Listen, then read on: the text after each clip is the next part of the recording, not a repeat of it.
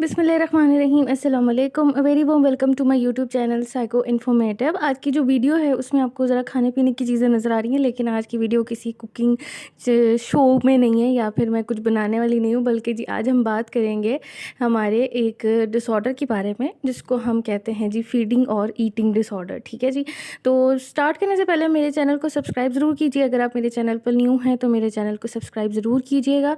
और अब हम स्टार्ट करते हैं अपनी वीडियो को, फीडिंग एंड ईटिंग डिसऑर्डर्स को। ओके जी, सबसे पहले हम देखते हैं कि आज की वीडियो में हम डिस्कस क्या करेंगे। आज की वीडियो में सबसे पहले हम डिस्कस करेंगे जी फीडिंग डिसऑर्डर को, इसका डीएसएम में डायग्नोस्टिक क्राइटेरिया देखेंगे, इसकी एटोलॉजी देखेंगे एंड देन इसकी ट्रीटमेंट देखेंगे। ठीक है जी, उसके बाद हम जी ईटिंग डिसऑर्डर में फिर देखेंगे निरोजिया नर्वोसा, उसके बाद जी ब्लूमीनिया नर्वोसा और बिंज जो ईटिंग डिसऑर्डर है, फिर उसके बाद हम eating disorder not other specified देखेंगे और इसके बाद जी हम इसकी ट्रीटमेंट के बारे में बात करेंगे।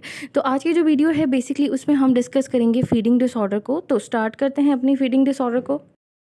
अच्छा जी, सबसे पहले बात करते हैं फीडिंग डिसऑर्डर की। Feeding disorder are the type of eating disorder, यानी कि ये ईटिंग डिसऑर्डर में ही कंसीडर होता है, लेकिन इसका जो नाम है वो फीडिंग डिसऑर्डर से रिलेटेड है। ठीक है, तो अब इसकी डेफिनेशन पहले देखते हैं। A feeding disorder involves a child और an adult refusal to eat certain food groups, texture, solid, liquid for a period of at least 1 month which cause them not to gain enough weight और grow naturally. अच्छा, आपने देखा होगा अक्सर लोग ऐसे होते हैं जो खाने के मामले में बहुत चूजी होते हैं। ठीक है, कुछ बच्चे ऐसे होते हैं जो खाने के मामले में बहुत चूज़ी होते हैं। ठीक है, अब किस तरह से कि वो एक चीज़ खाएंगे, ये नहीं खाना हमने, वो नहीं खाना, ये नहीं करना, वो नहीं करना, मतलब कि ऐसे जो लोग होते हैं या ऐसे जो बच्चे होते हैं वो बेसिकली फीडिंग डिसऑर्डर का शिकार होते हैं। अब उसमें क्या मसला आता है कि किसी चीज़ के टेक्सचर की वजह से उनका कोई साइकोलॉजिकल इशू होता है या उनको कोई सॉलिड, लिक्विड, मतलब कि डिफरेंट किस्म की जो है ना, यानी कि आपकी इसको आप कह सकते हैं कि ये आपकी टेस्ट रिलेटेड प्रॉब्लम्स जो होती हैं ना वो उसमें आ जाती हैं और आपका एक साइकोलॉजिकल इशू बन जाता है जो कि फीडिंग डिसऑर्डर बाद में कंसीडर होता है। ठीक है,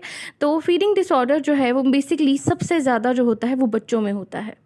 जी, फीडिंग डिसऑर्डर है most often seen in the children, यानी कि सबसे ज़्यादा बच्चों में होता है। Feeding disorder resemble failure to thrive और except there is no medical और psychological condition that can explain a very small amount of food in children consume for their lack of growth.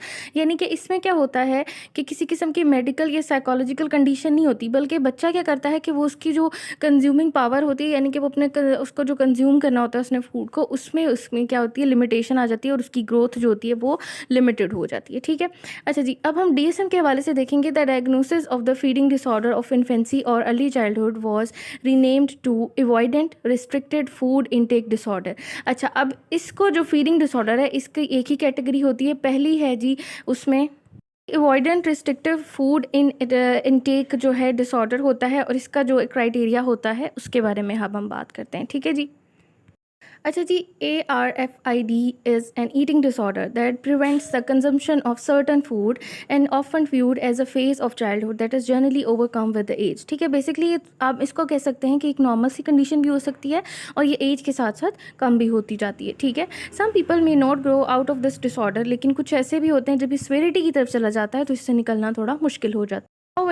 And may continue to be afflicted with ARFID throughout their adult lives, यानी कि कुछ ऐसे भी होते हैं जिनको सारे adulthood में भी इसको फेस करना पड़ता है। ठीक है, previously defined as a disorder exclusive to children and adolescents, the DSM broadened the disorder including adults who limit their eating and affected by other related psychological physiological problems but who do not fall under the definition of another eating disorder. ठीक है, यानी कि कुछ ऐसे भी लोग होते हैं जिनमें ये बहुत ज़्यादा देर तक प्रजिस्ट कर जाता है और इसमें ये डीएसएम में जो है उनकी क्राइटेरिया बताया जाता है जो कि किसी और स्पेसिफिक डिसऑर्डर में या ईटिंग डिसऑर्डर की कैटेगरी में फॉल नहीं करते, बल्कि जी अवॉइडेंट रिस्ट्रिक्टेड फूड डिसऑर्डर की कैटेगरी में फॉल करते हैं। ठीक है, अच्छा, अब इसमें क्या होता है कि food that is consider safe for the people with their may be limited to the certain food types even specific brands, यानी कि ये लोग जो होते हैं थोड़े से ब्रांड कॉशियस होते हैं, यानी कि जैसे कि KFC हो गया, मैकडोनल्ड्स हो गया, इनको इनकी चीज़ें पसंद होती हैं, या इस तरह आप कह सकते हैं कि जो बहुत चूज़ी होते हैं। ठीक है, इन सम केसेस अफ्लिक्टेड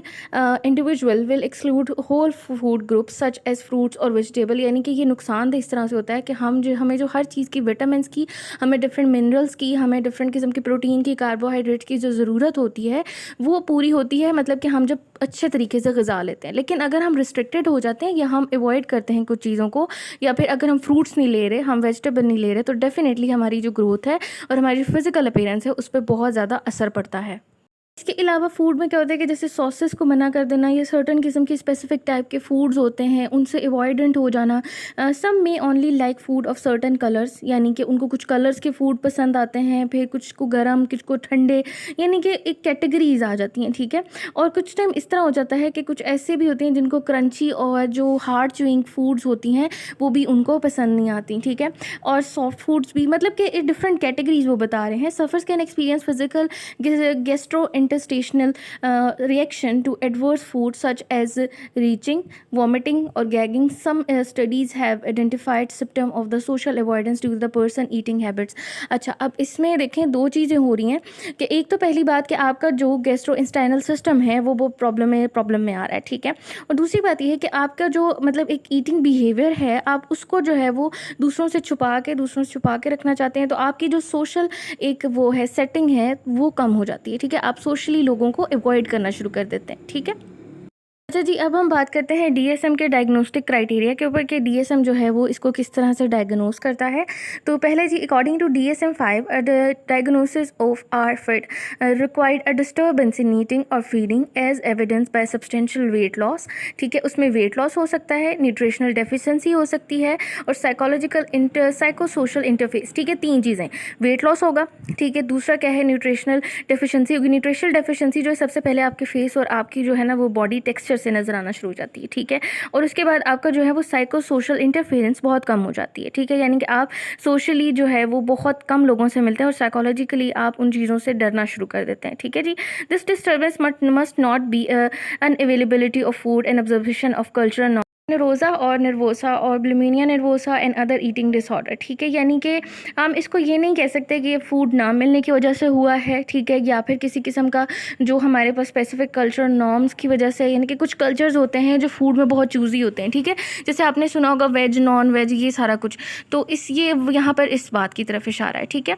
अच्छा, and other eating disorder to receive fall in one body shape और वेट, इसमें तो है कि मतलब ये जो मैंने पहले नाम बताए आपको पता है कि ये ईटिंग डिसऑर्डर्स हैं, तो इसमें बेसिकली हम बॉडी शेप के साथ कंसर्न होते हैं, हम अपनी अपीयरेंस के साथ कंसर्न हो जाते हैं और इसके अलावा जी हमारा वेट जो है हम वेट कॉन्शियस हो जाते हैं, तो ये बेसिकली तब प्रॉब्लम्स आती हैं, ठीक है।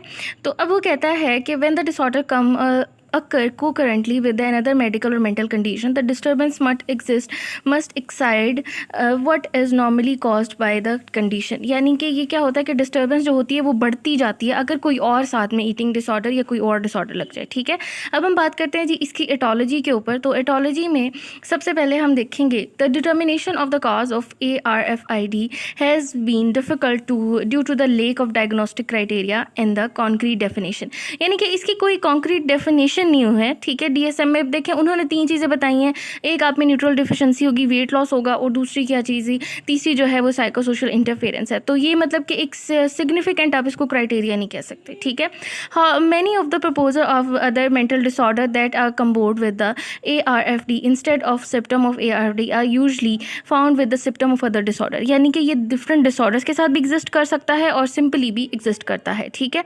अच्छा, अब specific food avoidance would also be caused by the food phobias that is called great anxiety within a person is present with new or the feared food, यानी कि इसमें क्या होता है कि लोगों को कुछ को फूड फोबियाज भी होते हैं, ठीक है। उनको कोई चीज़ ऐसी पसंद नहीं होती और उनको देख के उनके अंदर कोई मतलब कि आप कह सकते हैं कि फोबिक सिचुएशंस आ जाती हैं, ठीक है।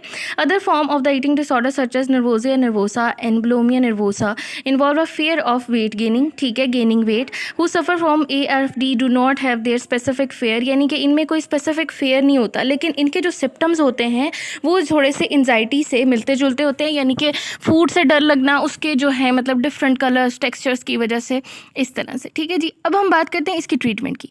ट्रीटमेंट क्या है जी, with time the symptom of the ARFD was can lessen और can eventually disappear without treatment, यानी कि हो सकता है ट्रीटमेंट की ज़रूरत ना पड़े और हो भी जाए, ठीक हो जाए, यानी कि ये बेसिकली आप कह सकते हैं कि हमारा टेस्ट डेवलप जैसे होता है तो हम चीज़ों की तरफ ज़्यादा मतलब कि हमें ज़्यादा चीज़ें खाने में अच्छी लगती हैं या मतलब पसंद आने लग जाती हैं, तो एक फैक्टर ये भी हो सकता है। In some cases treatment can will be needed as a symptom of resistant in the adulthood, अगर ये रुक जाए यानी कि रेजिस्ट कर जाए तो ट्रीटमेंट चाहिए होती है।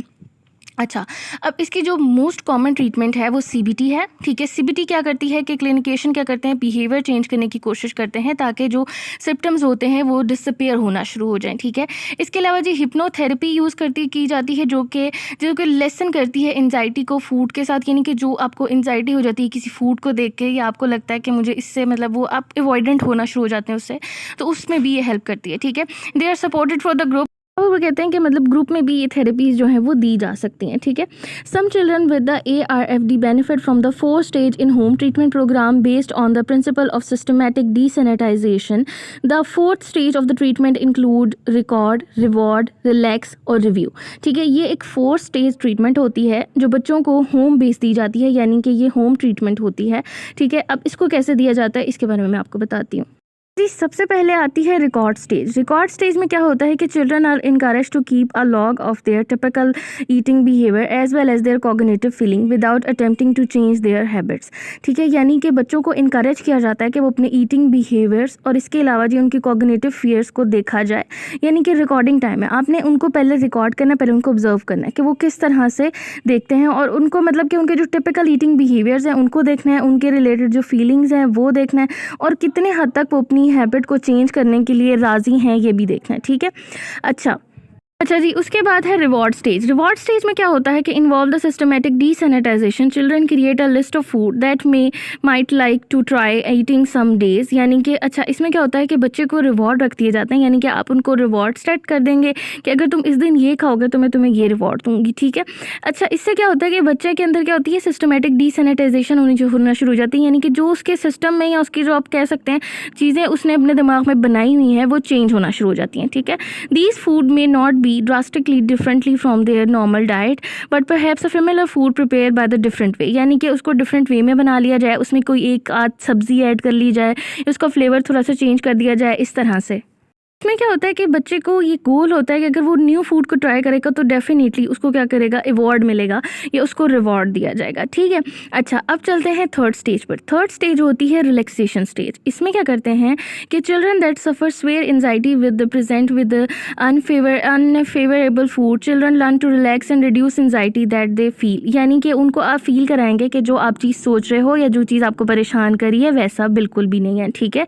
Children work through a list of anxiety producing stimulus that can create a storyline with the relaxing imaginary and scenario, यानी कि आप उसकी ट्रीटमेंट इस तरह से करेंगे, आप उसे किसी किस्म की स्टोरी या आप उसे किसी किस्म का, अगर उससे कुछ पसंद है, कोई कार्टून कैरेक्टर पसंद है, तो अब उसके रिलेटेड कोई स्टोरी बना के ना उस फूड से रिलेटेड तो आप उसको सुनाएंगे, तो ज़ाहिरी बात है उसका जो फेयर होगा वो कम होना शुरू हो जाए। The children then listen to their story before eating new food as a way of imagining themselves participating in the expanded variety of food while relaxing, यानी कि इसमें क्या होता है कि बच्चे को न्यू किस्म की फूड्स के साथ, इमेजिनेशंस के साथ, जाहिर बात है आप उसको कोई स्टोरी सुनाएंगे, उसको कोई मतलब कि उसको इंस्पिरेशनल मतलब एक आप दे देंगे, मोटिवेशन दे देंगे, तो डेफिनेटली उसकी तरफ आना शुरू हो जाएगा, ठीक है, एक रिलैक्सिंग वे में। फिर जी फाइनल होता है रिव्यू। इसमें क्या करना होता है, is important to keep the track of the children progress, यानी कि बच्चे की जो प्रोग्रेस चल रही है आप को क्या करेंगे, डे बाय डे नोट करते जाएंगे, ठीक है। It is important to include both one on one session with the child as well as the parent in order to get a clear picture of how their children progressing and if the relaxing technique are waiting, ठीक है। अब इसमें यही बता रहा है, तो ये जो ट्रीटमेंट है वो मतलब कि पेरेंट्स भी दे सकते हैं होम पर, या फिर ऐसा होता है कि जो साइकोलॉजिस्ट होता है, क्लिनिशियन होता है, वो इसको मतलब कि मॉनिटर करता है, इसको रिव्यू करता रहता है जब तक जो है ये एंड नहीं होती। तो ये थी जी मेरी आज की वीडियो, उम्मीद करती हूँ आपके लिए काफ़ी हेल्पफुल होगी। अगर कोई क्वेश्चन है तो आप अपना क्वेश्चन जो है वो पुट कर सकते हैं जी कमेंट सेक्शन में, और मुझे अपनी दुआओं में याद रखिएगा, अपना बहुत सारा ख्याल रखिएगा। टेक केयर एंड अल्लाह हाफिज़।